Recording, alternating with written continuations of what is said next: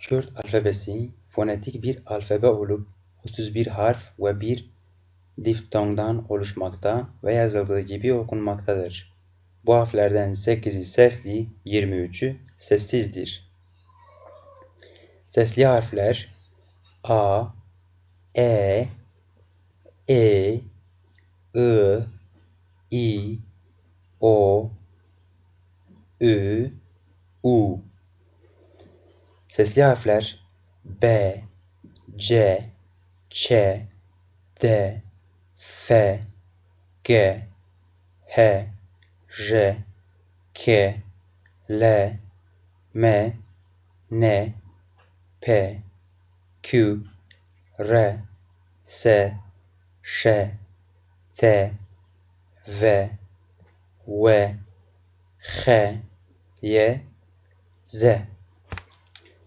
Büyük harflerde herhangi bir değişim olmamakta.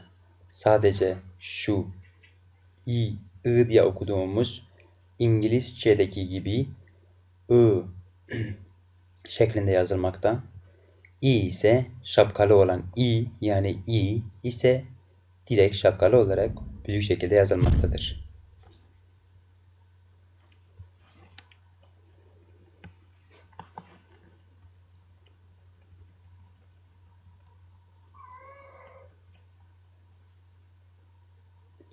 Kürt alfabesinde olup Türk alfabesinde olmayan birkaç harf var. Bu harfler telaffuz olarak Türk alfabesindeki harflerden farklıdır. Diğer harflerin telaffuzu ise birbirine çok yakındır. Kürt alfabesi ve Türk alfabesi telaffuz olarak birbirine yakın ise de fonetik açıdan birbirinden çok farklıdır. Kürt alfabesinde olup da Türk alfabesinde olmayan harfler E. Bu ses Türkçedeki E ile İ arasındaki söylenen kapalı E sesine yakındır. E diye okunur. E, E.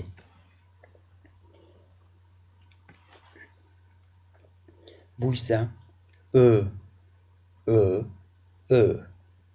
Bu I, I. Bu Ü, Ü, Ü, Ü. U, U. Q, Q, Q. V, V, V. Çav, Çav. V, V. X, X.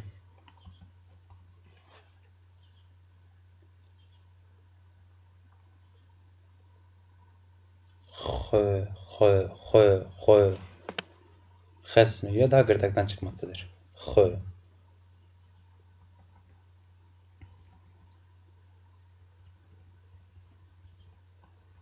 Alfabemiz bu kadar.